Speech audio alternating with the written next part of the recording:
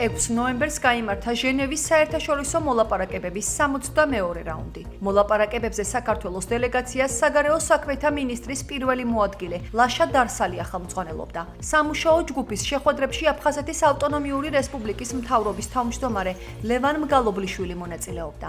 აღნიშნულ ინფორმაციას საქართველოს საგარეო საქმეთა სამინისტრო ავრცელებს. შეხვედრაზე ქართულმა დელეგაციამ აქცენტი გააკეთა რუსეთის მიერ ევროკავშირის შუამავლობით დადებული 2008 წლის 12 აგვისტოს ცეცხლის შეწყვეტის შეთანხმების შესრულების აუცილებლობასა და ოკუპირებული ტერიტორიებიდან იძულებით გადაადგილებული პირებისა და ლტოლვილების საკუთარ სახლებში დაბრუნების თემებზე, რაც ჟენევის საერთაშორისო მოლაპარაკებების დღის წესრიგის მთავარ საკითხს წარმოადგენს. სამწუხაროდ როგორც ყველა სხვა რაუნდის შემთხვევაში, როგორც კი საკითხი დგება, პროცესში დგება თემითა დაბრუნების საკითხი, რუსეთის დელეგაციამ დატოვა მოლაპარაკებათა მაგიდა.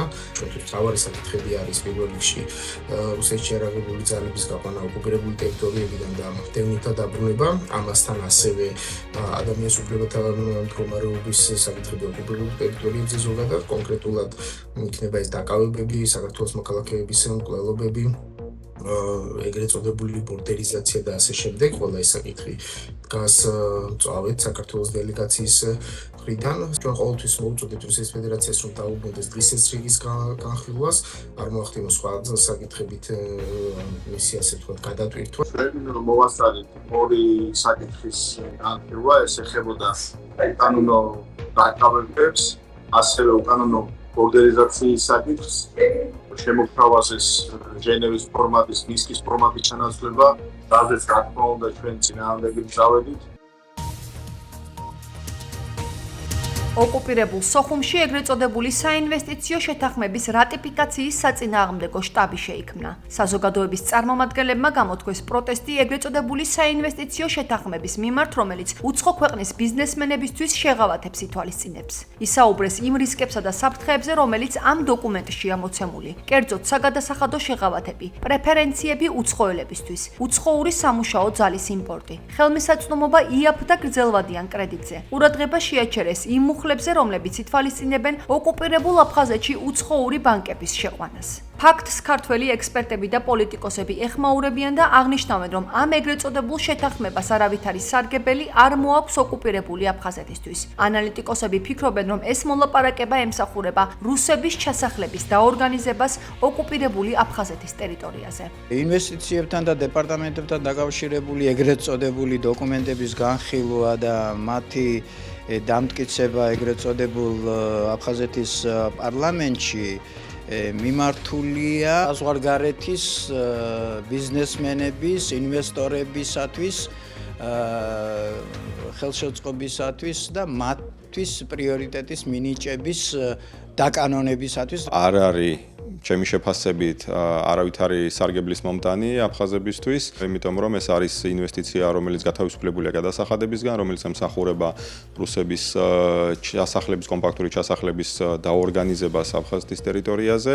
თან საუბარია 60,000 ადამიანზე, რომელიც საკმაოდ დიდი რაოდენობაა ამ მცირე ტერიტორიისთვის და იქ არსებული მოსახლეობის შეფარდების თვალსაზრისით.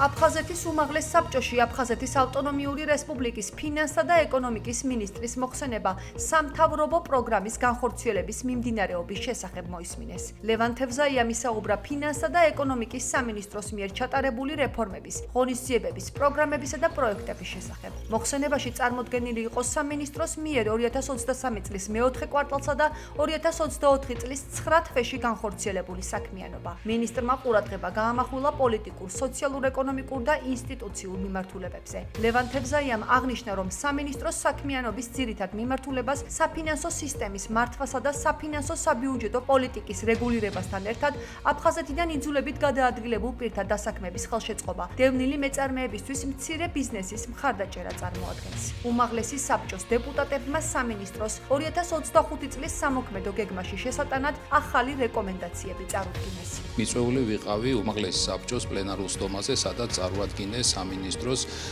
ანგარიში მინისტრის საათის ფორმატში. ანგარიში სამთავრობო პროგრამის შესაბამისად მოიცავდა აქტივობებს როგორც პოლიტიკური მიმართულებით, ასევე სოციალური და ეკონომიკური მიმართულებით. დეპუტატებს ასევე მივაწოდე ინფორმაცია იმ ინსტიტუციური ცვლილებების შესახებ, რომელიც განხორციელდა სამინისტროში ბოლო 1 წლის განმავლობაში.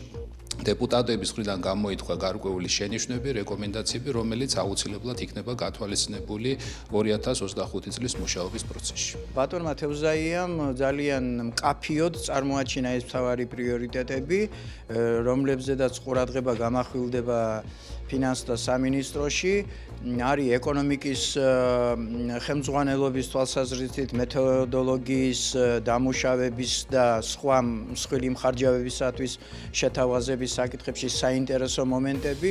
ამასთან ერთად უმაღლეს საბჭოს დეპუტატებმა შეკითხვები დასვეს ისეთ საკითხებზე, რომლებიც საერთოდ დევნილ სახელმწიფო სტრუქტურებისთვის არის ძალიან საინტერესო ფინანსების განკარგვის თვალსაზრისით. საფინანსო საბიუჯეტო კომიტეტს ძალიან ინტენსიური ურთიერთობა, საქმიანი ურთიერთობა გააჩნია ფინანსთა სამინისტროსთან და ვფიქრობ ასე გაგრძელდება.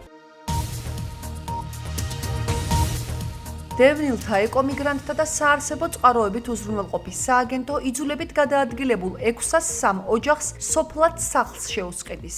აღნიშნული ოჯახების სია სააგენტოს ვებგვერდზე გამოქვეყნდა. იძულებით გადაადგილებულ ოჯახებს 6 თვიანი ვადა ეძლევათ, რათა სახლები საქართველოს ნებისმიერ რეგიონში თავადვე შეარჩიონ. საცხოვრებლის შესყიდვისთვის გამოყოფილი თანხა ოჯახის სულადობის გათვალისწინებით განისაზღვრება. სოფლად სახლის შესყიდვის პროექტის ფარგლებში იძულებით გადაადგილებული ოჯახების განაცხადები მუდმივ რეჟიმში მიიღება. მიმდინარე წელს სააგენტომ ახალი საცხოვრებელი 1132 დევნილ ოჯახს უკვე შეუსყიდა და ეს პროცესი აქტიურად მიმდინარეობს.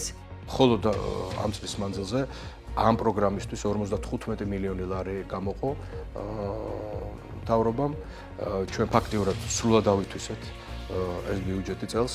მომავალ წელს 70 მილიონ ლარზე მეტი იქნება გამოყოფილი და ჩვენ გვაქვს რამდენიმე წლიანი პროგრამა ამ კუთხით, სადაც საკმაოდ დიდი თანხები იქნება ჩადებული, მობილიზებული ხელისუფლების მხრიდან. მე ვფიქრობ, ეს საკმაოდ კარგი პროგრამა არის, რომელსაც კარგი შედეგები აქვს და იმ მასობრივ ჩასახლებებთან ერთად, რომელსაც სახელმწიფო და მთავრობა ახორციელებს და იცით თქვენ ასობით დევნილს ჩვენ უკვე გადავეცით ბინები კორპუსებში, რომელიც სხვადასხვა რეგიონებში შენდება. აი ეს პროგრამაც ჩვენ ხელს გვიწყობს იმაში, რომ ბევრი ადამიანი ღირსეულ პირობებში დასახლდეს. დასრულდა სოფლად სახლის პროექტის ფარგლებში კომისიის ხდომა. 603 დევნილმა ოჯახმა მიიღო დადებითი პასუხი კომისიის მუშაობის ფარგლებში და წლის განმავლობაში, წლის ბოლომდე მათ შეეძლებათ წარმოადგინონ სახლები. დევნილთა სააგენტო, ჯანდაცვის სამინისტრო შეუსყიდის ახალ სახლებს. ეს პროექტი უკვე დიდი ხანია მუშაობს სააგენტოში. ხოლო წელს უკვე 1132 ბენეფიციარი დავაკმაყოფილეთ. პროექტი ძალიან წარმატებულია და გაგრძელდება მომავალ წლებშიც.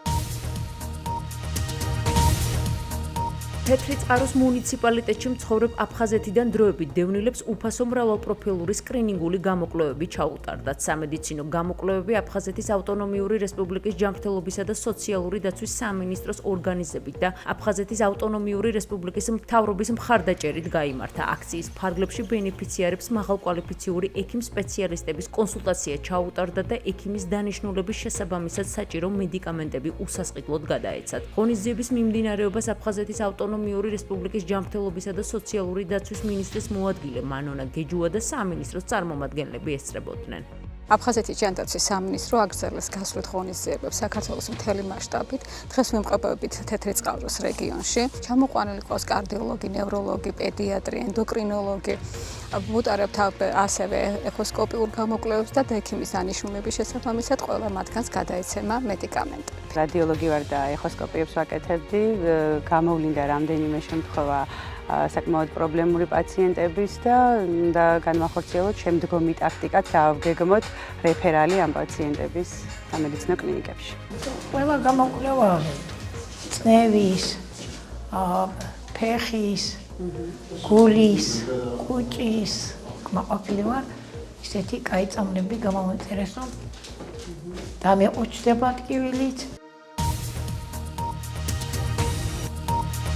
სოხუმის კონსტანტინე გამსახურდიას სახელობის სახელმწიფო დრამატულ თეატრსა და თეატრის ლიდერთა საერთაშორისო ასოციაციას შორის ურთიერთთანამშრომლობის მემორანდუმი გაფორმდა. მემორანდუმს ხელი მოაწერეს ლიდერთა საერთაშორისო ასოციაციის პრეზიდენტმა, თეატროლოგიის დოქტორმა ოქტავიან საიუმ და სოხუმის თეატრის სამხატვრო ხელმძღვანელმა, რეჟისორმა დავით საყვარელიძემ. როგორც შეხვედრაზე აღინიშნა, თანამშრომლობა მნიშვნელოვნად გააძლიერებს სოხუმის თეატრის პოზიციას საერთაშორისო კულტურულ ურთიერთობებში.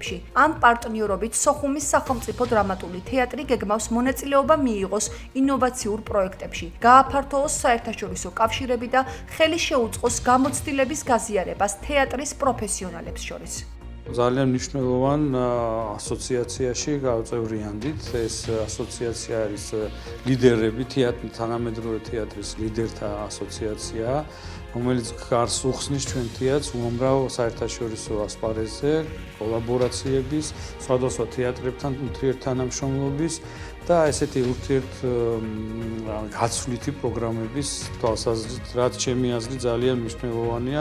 პირველ რიგში იმისთვის, რომ დავდგათ და ვიმოგზაუროთ მთელ სოფლიოში და ვაჩვენოთ ჩვენი თეატრის შესაძლებლობები, ჩვენი ხელოვნება გავუზიაროთ მათ. თეატრის ლიდერთა საერთაშორისო ასოციაციასთან გაფორმებული ურთიერთთანამშრომლობის მემორანდუმი არის ძალიან მნიშვნელოვანი მოვლენა სოხუმის სახელმწიფო დრამატული თეატრისთვის, იმიტომ რომ ეს ურთიერთთანამშრომლობა მომავალში იქნება საწინდარი ძალიან მნიშვნელოვანი საერთაშორისო პროექტების, საერთაშორისო პროგრამების, რომლებიც უკვე დაგეგმილია ამ ორ ორგანიზაციას შორის და მე ვფიქრობ, რომ ეს იქნება სოხუმის თეატრისთვის და არა მხოლოდ სოხუმის თეატრისთვის, თეატრის ლიდერთა საერთაშორისო ასოციაციაც ასევე ძალიან ამაყობს იმით, რომ ასეთი დიდი ისტორიის მქონე თეატრის პარტნიორი გახდა და მათთვის ასევე ძალიან საამაყოა, იმიტომ რომ თქვენ იცით, რომ ჩვენი თეატრი უკვე თითქმის 140 წლის არის.